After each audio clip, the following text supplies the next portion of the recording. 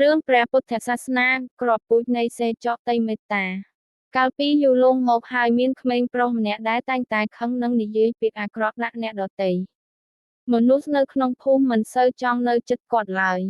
ថ្ងៃមួយគាត់បានទៅជួបព្រះសង្ឃមួយអង្គព្រះសង្ឃបានឲ្យគាត់នៅក្របពូជផ្កាមួយយកតាប់ហើយមានថេរដីកាថារាល់ថ្ងៃចូលដាំក្របពូជមួយក្របហើយធ្វើអំពើល្អមួយដល់អ្នកដទៃក្មេងប្រុសបានធ្វើតាមគាត់ចាប់ផលតាមកជួយយំតែជួយអ្នកជិតខាងនិងនិយាយពាក្យសុភាពរាបសារប៉ុន្មានខែក្រោយមកសួនផ្កាបានរីកស្រស់ស្អាត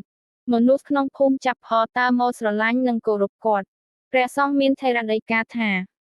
ដូចក្របពូជដែលត្រូវការពេលដើម្បីលូតលាស់សេចក្តីមេត្តាក៏ត្រូវការការអនុវត្តជារៀងរាល់ថ្ងៃដែរ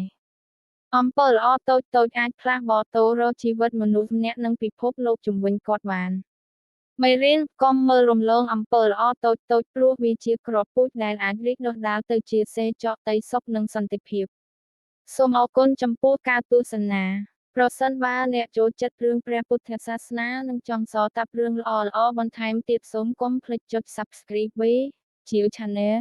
និងចុចកណ្ដឹងដើម្បីទទួលបានវីដេអូថ្មីៗជារៀងរាល់ថ្ងៃ